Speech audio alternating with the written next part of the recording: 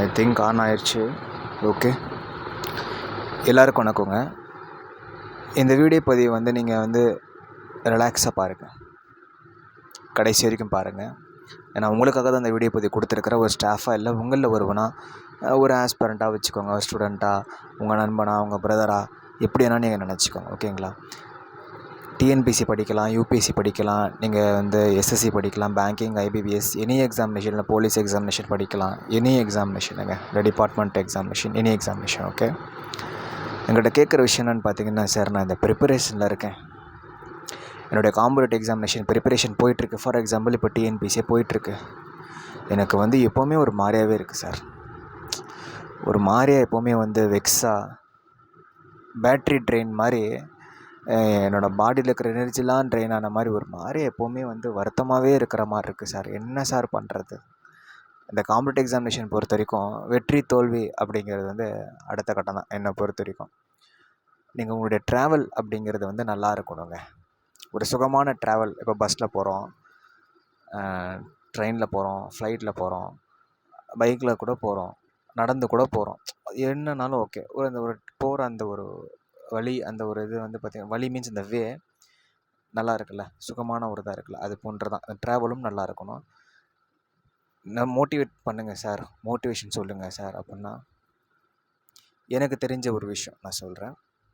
இப்போது நீங்கள் வந்து இப்போது யூபிஎஸ்சி ப்ரிப்பேர் பண்ணிட்டுருக்கீங்க, ஓகேவா? பெரிய process, long process, broad process. இப்போ நீங்கள் வந்து கிளியர் பண்ணிட்டீங்க. யூபிஎஸ்சி நான் படிச்சுட்ருக்கோம், கிளியர் பண்ணால் எப்படி இருக்கும் அப்படின்னு திங்க் பண்ணி பாருங்களேன். இப்போ நீங்கள் தான் வந்து இந்த மாவட்டத்துக்கு நீங்கள் தான் வந்து ஐஏஎஸ், இல்லை நான் ஐபிஎஸ், இல்லை நான் வந்து ஐஎஃப்எஸ். ஸோ இது போன்ற இல்லை சார் நான் வந்து இப்போ குரூப் 4, இப்போ நீங்கள் வந்து விஓ ஆகிட்டீங்க, எப்படி இருக்கும்? இப்போ நீங்கள் குரூப் 4 வந்து டார்கெட் வச்சு படிக்கிறீங்க, சர்வேயர் அல்லது விஓக்காக படிக்கிறீங்க. இப்போ நீங்கள் விஓ ஆகிட்டீங்க, எப்படி இருக்கும்? ஆஃப்டர் விஓ நீங்கள் ஆன பிறகு உங்களுடைய பாஸ்ட் நீங்கள் எப்படி நினச்சி பார்ப்பீங்க?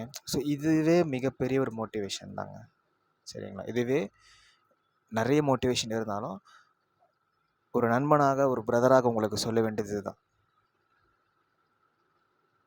என்ன எக்ஸாமினேஷன் படிக்கிறீங்களோ, இப்போ எஸ்எஸ்சி படிச்சுட்டு இருக்கிறேன் சார் நான், ஓகே, நான் சிஜிஎல் கிளியர் பண்ணிட்டேன், சிஜிஎல் கிளியர் பண்ணி ஆஃபீஸர் ஆகிட்டேன், அப்போ எப்படி இருக்கும்? அதை பற்றி நீங்கள் நினச்சி பாருங்கள். இருக்கிற அந்த கரண்ட் சுச்சுவேஷன், இந்த ப்ரெசன்ட் சுச்சுவேஷன், இந்த ப்ரெசன்ட் அந்த இதெல்லாமே வந்து காணாத போயிடும், சரிங்களாங்க? 2 நாள் அப்புறம் கிளாஸஸ் ஆரம்பிச்சிடுறேங்க. ஓகே, இப்போதைக்கு ஃபஸ்ட்டு வந்து 2026 டிஎன்பிசி ப்ராஜெக்ட் வந்து எடுத்திருக்கேங்க. யூபிஎஸ்சி அந்த எஸ்எஸ்சி வேணால் நான் வந்து உங்களுக்கு வந்து அப்டேட் பண்ணிடுறேங்க. இந்த 2026 ப்ராஜெக்ட்டு எடுக்க போகிறேன். அதனால் வந்து ஒரு புனித பயணமும் போயிட்டு வந்துட்டேங்க, சரிங்களா? ஒரு நல்லபடியாக இந்த ப்ராஜெக்டை எடுத்து நல்லபடியாக வந்து முடித்து இந்த 2026 இறுதியில் நம்மளுடைய அகாடமியில் இத்தனை பேர் கிளியர் பண்ணியிருக்கிறாங்க அப்படிங்கிற மாதிரி நிறைய ப்ரொஃபைல்ஸ் வரணும் அப்படிங்கிற மாதிரி நிறைய விஷயம் போயிட்டுருக்கு, ப்ராக்டிக்கலி, தியரிட்டிக்கலி எல்லாமே.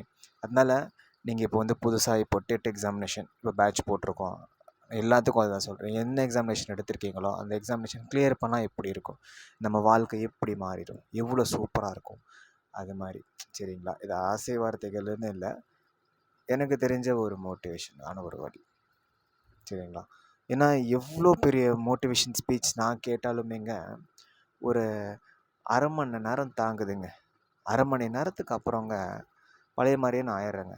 அதனால் என்ன ஒர்க் பண்ணுறோமோ ஓகே, எனி ஒர்க்காக இருக்கலாம்.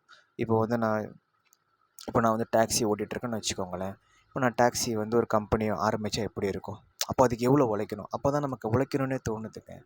அது போன்று தான் ஃபீல் பண்ணும்போது, வருத்தப்படும் போது, ஓகே இதெல்லாம் நம்ம பண்ணிகிட்ருக்கோம், எதுக்காக பண்ணிகிட்ருக்கோம்? நம்ம ஃப்யூச்சருக்காக தானே பண்ணிகிட்ருக்கோம் அப்படின்னு நினைங்க, எல்லாமே சரியாயிருங்க. ஓகே, ரிலாக்ஸாக இருங்க, அமைதியாக இருங்க, ஹாப்பியாக இருங்க. இந்த ப்ராசஸ் வந்து கொஞ்சம் கஷ்டமாக இருக்கலாம், அப்படி இருக்கும்போது இது மாதிரிலாம் திங்க் பண்ணிக்கோங்க, ஓகேங்களாங்க? தேங்க்யூங்க, தேங்க்யூ ஸோ மச்.